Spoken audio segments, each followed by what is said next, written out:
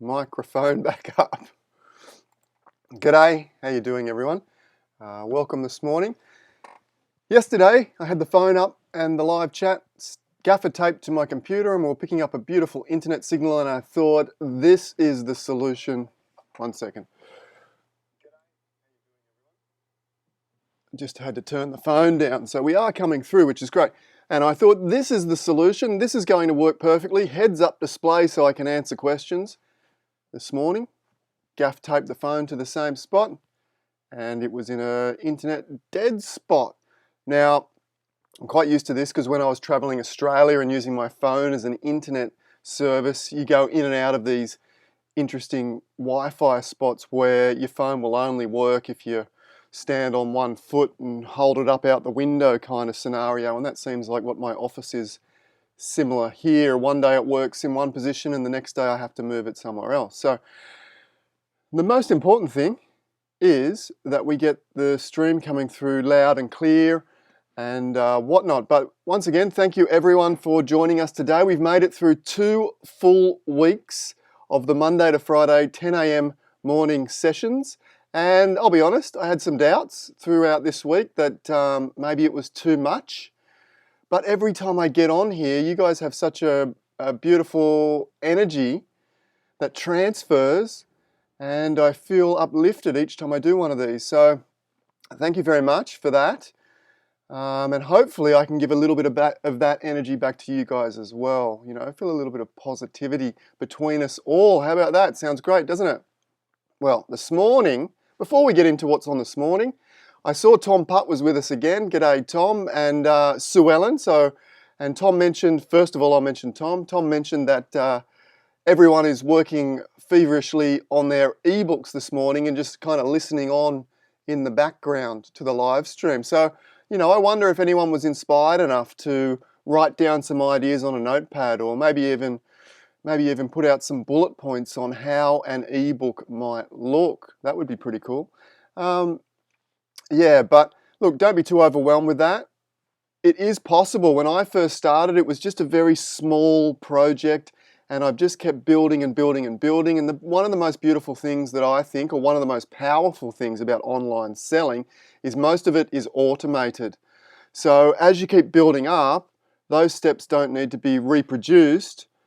So you can keep building and building and building until, you know, you're producing this incredible output of, you know, 5 or 10 people rather than just what one person can do. Because all my emails go out automated, so they're just created once and they just go out automated. All the advertising basically runs for itself. The lead pages are there doing their thing. Just start small. Get that one product, you know, break off that one small chunk of that product as your freebie. Get an opt-in page and sign up to an email automation, and you can probably be up and running within a couple of weeks or a month at most. And then depending how long we have to spend at home in this down period, then just keep, you know, do an hour a day or whatever you feel's comfortable. Don't push too hard. I've been guilty in the first few weeks of this time frame of pushing too hard, and it hasn't been great for me mentally, but in the last few days, I've settled back down and made sure I've been getting outside for a few walks, and it's been much, much more enjoyable. So yeah, okay. I wanted to mention 𝗬𝗏 𝗃, one of my favourite photography artists, one of Australia's most talented illustrative photographers, the winner of numerous awards, and when I introduce her next week, she's going to be doing a presentation live on YouTube next Thursday. And when I introduce her next week, I'll run through at least some of the highlights of those awards. It'll take a whole hour to run through the lot, I think, if I was to go through every single one individually. But keep an eye out for that. And if you haven't heard of 𝗬𝗏 𝗃 or seen her work, jump on and Google 𝗬𝗏 𝗃 and check out her website. Just phenomenal. And I've seen the presentation. I've had a sneak peek of the presentation, and it's just going to blow your mind. It really, really will. It'll be really inspiring and a lot of fun. Now, if there's any other photographers, I know Tom Putt's like me, hand up. Any other photographers that want to come and use this platform to present, then absolutely get in touch and we'll do something. We'll do an interview or a presentation or, you know, whatever you're comfortable with. I'll be looking for other photographers. I contacted a couple of other photographers that I'm huge fans of yesterday, and that looks pretty positive that a few more are going to jump on and do something for us as well. So a bit of variety. So it's not just me, you know, and my perspective every day. Let's broaden our horizons and check out some other styles and other genres, and maybe we'll even look at you know, some wildlife photographers, or you know, all sorts. Should be fun. What do you think? If that sounds good, let me know down below. As always, make sure you don't miss out the 10 a.m. slot. Hit the subscribe button, hit the notifications little bell, so you get an email and you get a little ding on your phone. If you enjoy the video, all I ask is click the like button. That would be fantastic. Thank you very much. And interact, and I'll jump over and grab that phone later, and we'll have a look at it if there's any questions. Today's probably going to be roughly a half hour, 40-minute session, I guess. So if you've got any questions about yesterday, if you've got any questions about Photoshop or photography in general, put them down there and I'll see if I can answer them. All right, let's get into today. It's an interesting one today. In fact, it was a friend of mine and a student of mine, 𝗟𝗃𝗓, am I saying? Well, I've pronounced it two different ways, so one of them's wrong, that's for sure. Philip, I'm sorry. Very talented photographer. He asked the other day if I knew how to make cloud brushes. I think that's what he asked anyway. Yeah, I don't, but I figured it out this morning, 5 minutes before we went live. So let's do that, and it's very, very similar. In actual fact, it's the same way that I would make a what do you call it? Watermark brush, where you stamp your logo on your image. Not something that I'm a huge fan of, to be honest. I have done it in the past, but a lot of people like to do that, and I'm going to show you how to do it the easy way, if you like. Okay, so let's start with a watermark, and then we're going to create a cloud brush, and then we're going to create a fog brush from some clouds, and you can spend the rest of the day looking through your photos for interesting clouds and build up an entire cloud brush folder, potentially. Why not, hey? Oh, there's a cloud. Okay, we'll be using that one as our cloud brush. Here is my logo. This is my personal photography logo, as opposed to my Easy Way photography logo. And if you haven't seen my work, and you've only really seen my education stuff, because I haven't given my own work a huge plug, to be honest. I mean, I've shown you some of my images, but I haven't told you anything about my website or whatnot. But there it is there, www.australianphotographer.com. Look that up, and you know, let me know what you think. You know, maybe we can critique. What's the word I'm looking for? Critique. Maybe we can critique my images one day as well. I can get one of you as a guest on here, and we can have some fun and tell me how I can improve those images. Maybe Tom Putt, you'd be fun to do that. Maybe you could do that for me one time. Anyway, I had something else to say, but now I've forgotten. Never mind. Never mind. It'll come back. It'll come back. Friday. It's one of those Friday type of days, isn't it? Is it really Friday? I don't know. I've kind of lost the days now. Okay. Let's do some actual stuff. Let's turn this logo into a watermark stamp. Okay, and it's pretty easy actually. It's really easy. What we're going to do, my logo here, you can see it's on a locked background layer. I'm just going to unlock the background layer. Hit the little padlock there to the right of the background layer, and that is now unlocked. Now, when you're creating a brush, black is white. Okay, so if you want something to be white, you need it to be black to begin with. Kind of a little bit confusing, but if I was to create this brush, it would create a brush of the negative space with the writing in white missing from the middle, and that's not what we want. I want the writing and the logo in the middle as the brush, and the rest to be missing. Okay, so what we need to do is press, on this particular image, Command or Control I to invert. And secondly, if your logo is in color, go ahead. Well, actually, it's probably easier just to destructively convert it to black and white by coming up to the Image menu, come to Adjustments, and change that to black and white. Okay. Now, if it's the only copy you have of your color logo, be sure to make a copy of it before, you know, maybe save the image file as Watermark brush file or something so that you don't go and convert your only high-res logo file to black and white forever. We certainly don't want to do that. Click black and white there, but of course mine is already black and white, so that's okay. We've now inverted that, so we have the black and the grey on top of the white, and all we need to do is at the edit menu, I'm not real good with this one, yep, define brush preset. Yeah, and I can call this 𝗟𝗏𝗡𝗠𝗡 logo. Let's see if this works. Click OK. Oh, that's promising. Can we see the brush there? All right, cool. Let's go to one of my images. And you can see I can now make it bigger or smaller. You do want to start off, where are we? With a reasonably large logo. You do want to start off with a reasonably large logo because as it gets smaller, it will hold all that detail. But if you use a really, really small logo and you go really, really big, it will start to get a bit pixelated, which we don't really want, do we? Okay. We can do this little stamp in any color we want, in fact, and I'm going to click my blank layer to put a blank layer on top of the background to paint onto. And look, normally I would just do in black or white. So let's have a look at white to begin with. Maybe up here. What do we think? Pop. How good is that? And if we change it to a black brush, and we come down, look, I would only do one. And to be honest, let me add another blank layer. Pop, in black. And of course, we can lower the opacity. It's just a watermark. You know, we don't want it to take away from the image itself if we lower the opacity of the white layer.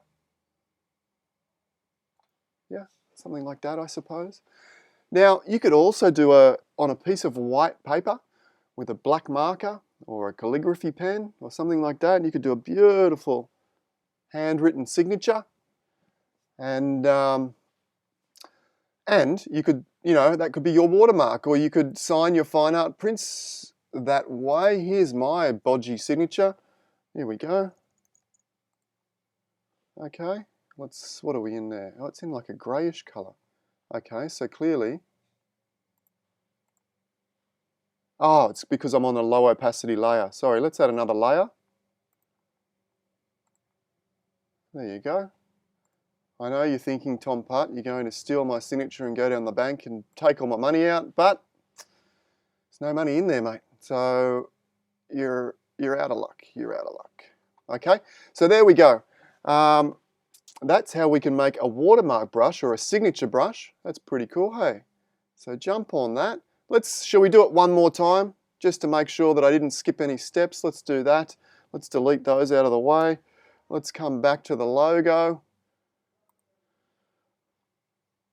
Let's go back in the history panel here to the start point. Okay. We could even duplicate this. Well, let's keep it the same. You can see the little padlock here on the background layer is locked. Let me click that. This image is already black and white, but if it wasn't black and white, we'd go Image, Adjustments, Black and White. Just click OK. Command or Control Invert, because we want the thing that's going to be our brush, the detail that we want to actually be our brush needs to be the black on a white background. Perfect. And then we go Edit, Define Brush Pattern, Define Brush Preset. We name that AW logo, another brush. Click OK, and it's done. How do we find that brush once it's gone? We click B for brush, and we click up here on our brushes, and you can see here they are down here. And I could, in actual fact, I guess I could probably make a folder. Can I? I'm not real comfortable in here. Brush name. What's this one do? New brush, no, cancel, don't want that. Folder. Okay. Homework. I've got homework. If you know how to create a folder, can you see it there? New brush folder. Okay, I'll figure that out, but I'm sure we can put them in a folder. But there they are there. I was hoping I was going to be able to make a logo folder. But Sim, I'm not really comfortable with this. I can't see how to do that. Maybe Sue Ellen knows how to do that. Anyway, let's not worry too much about that. We can Google that and figure that out. But maybe one of you knows how to do it, and you could put it in the comments for me there, and I'll try and do it at the end. Perfect, that's how we do that. Let's close my logo down, don't save. And once again, you'll see, pop, that's pretty cool. Nice sharp brush. Not as cool as making a cloud brush though. Let's close that one down. No, don't save. Okay, let's go just back to a normal brush for the time being. Actually, we'll go to our move tool. Now, cloud brushes. We could do this. We could always make, you could also set up at home with a big tray of water against a white wall or a black wall or a grey wall. Probably a black wall would be best. And like splash water and try and make water brushes. I don't know if that's the thing. Maybe. But let's focus on cloud brushes. Clouds, oops. That one's going to be our fog brush. Yep, let's do it. Let's try and make a cloud brush out of this particular cloud. I only want this cloud initially, but we could make separate brushes out of these little clouds or these little clouds as well. So what I'm going to do is just grab my selection tool, the rectangular selection tool, and let's just do something like that. There's a few dust spots in there, isn't there? Command or Control J. We can turn off the background layer. Perfect. Move up to our image menu, adjustments, and I don't recommend doing your black and white photos this way because it is a destructive method, and the difference between destructive and non-destructive is destructive is an edit in Photoshop or any other program for that matter, that once you save and close the file and then reopen it another day, it can't be reversed. Okay, hence why we like to use layers rather than these adjustments here, which act directly on the layer, on the image itself.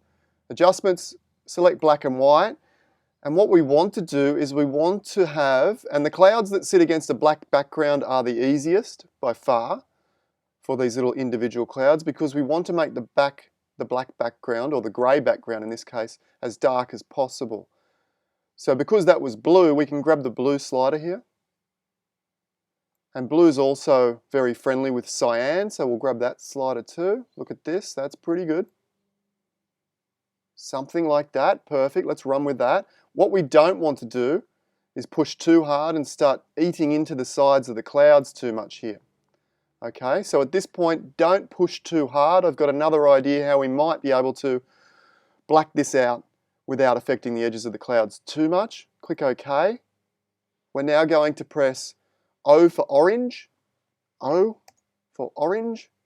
That gives us our dodge and burn tools. Right click on the tool that highlighted and we'll grab, let's grab the burn tool.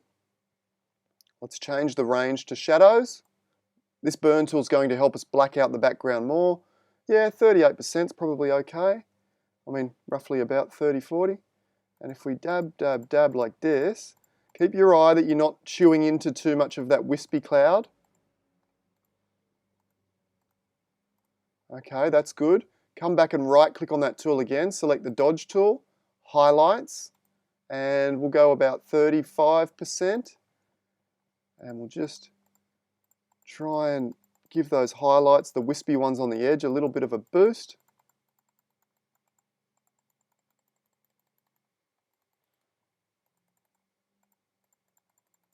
And try and hold a few of those from disappearing. Let's switch back to our burn tool. We will lose a few of them.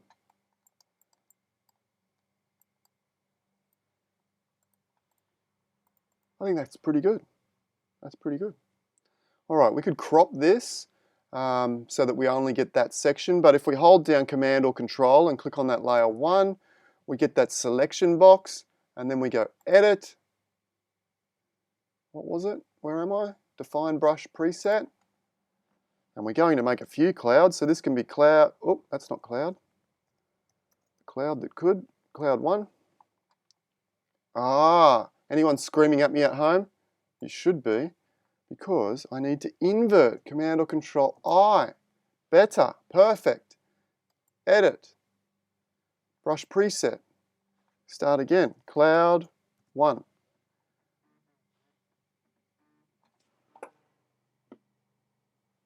What happens when the phone rings? Does anything happen to my phone just rang? Does anything happen to the internet at that point? Did it go a bit zzz? Are we still live? Hopefully. I never thought about that. Okay, there's our cloud brush. Let's go here. Make that a bit smaller. Is it smaller? Yep, here we go. Let's say we wanted a cloud. Need a friend for the car here. The car's all a bit lonely and isolated. What's going to happen? So we've got our, we need B for brush. I just turned my dodge tool and burn tool into a cloud brush, did I? That should be interesting. Here we go, about that big. In white, 100% opacity, 100% flow. What happens when I click here? I haven't done this yet. I'm as surprised as you. Oh, would you look at that? There's a cloud brush, hey? Absolute ripper. Okay. Are we still loud and clear after that phone call?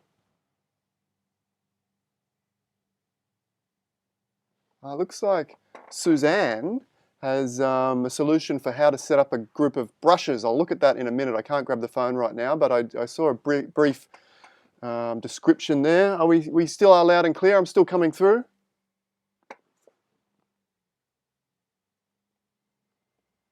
Move your phone pick. What's he talking about? What's he talking about? Okay, let's do a fog brush. Hopefully you're all still there, and we are coming through loud and clear. I need to sort out that phone and so I can see you guys on screen. I'll figure out something today, this afternoon. Okay, there's that cloud brush. Let's make a fog brush. Here's a beautiful shot of some wispy sunrise or sunset clouds, and it's really these beautiful little wispy bits that are going to make the fog really, really work. It's basically the same technique, except when we're making a fog brush, we don't have to worry about blacking anything out. At least that's my thought process on that. So, image, adjustments. We are going black and white. There we go. And now we're going to make a brush out of that. Edit, define brush preset. We'll call this one Fog 1 because you can get all your wispy clouds and create fog brushes and then lay them over the top of each other. Click OK. Doesn't look like fog, does it? Let's see how this works. It just looks like a rectangle. Is it just going to be a rectangle? Ah! Yep, I'm a newbie. I forgot to invert. Command or Control I to invert. Edit. New brush. Let's just call this one Fog 2 and I'll delete Fog 1 in a minute. That looks better, that looks better. Okay. Once again, in a white brush, we have our opacity and flow at 100%.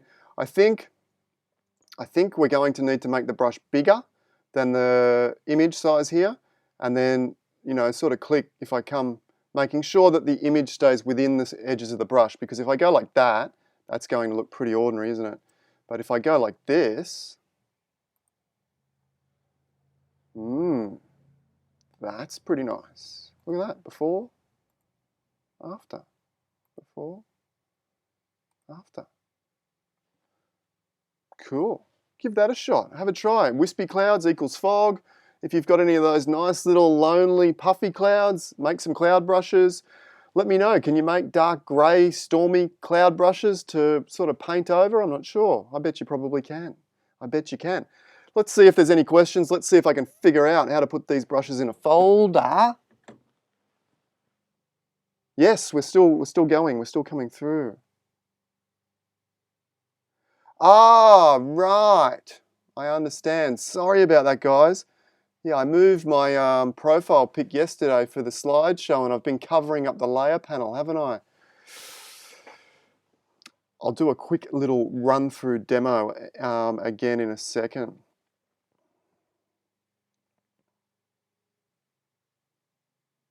Okay. Sorry about that. 68 peak. Woo! I think that might be a record. Where was Suzanne's comment?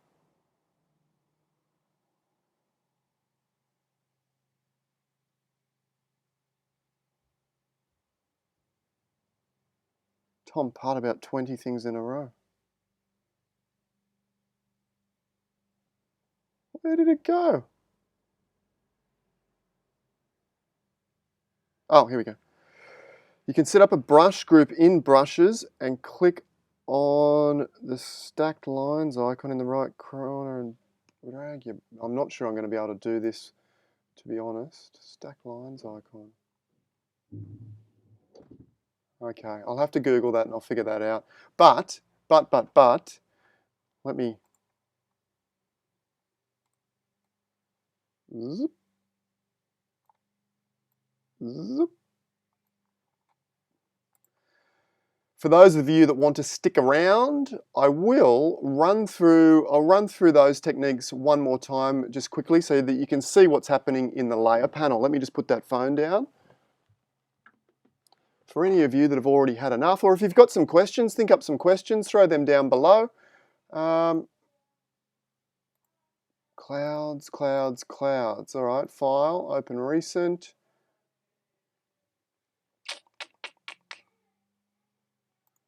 Where are we? Okay, let's go back here.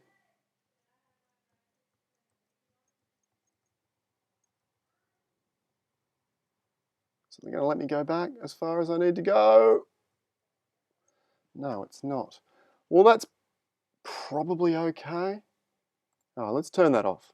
Okay, let's do one run through on this one just so you get the idea. It's probably the most complex. We are going to grab this little cloud here. Okay, so grab the little square rectangular selection tool, drag down like so. Command or Control J to duplicate that. You can see it comes onto its own layer like so. Up to the image menu, adjustments, black and white, and we'll push down the blue and the cyan like that. That'll do. Then we press O for orange. Right click on that tool, select the burn tool, shadows, exposure, and I do have a cloud brush as a tool here. Come back into my panel and choose the top left one, the nice soft one there. There we go. And we've got shadows, 38%, and this will just help to black out. We want to push back all the bits that we don't want in our brush back to black without affecting the edge of the cloud so much. That looks good. Switch over to the dodge tool. Highlights, about 35%. Just dab on the edges here. Try and maintain those edges as best as we can. That looks good. Back to the burn tool. Just right click, select burn tool again. And the most important is the edge needs to be black. That looks pretty good. Invert. Now, once we're happy, Command or Control I to invert so the cloud is black. Perfect. Edit. Define brush preset. Cloud. 3. Click OK. And there we go. Come over here, see if we got it pretty good the second time around. Whoop, B for brush. That's my fog. Okay, hang on. Change the brush to cloud 3, which is this new one.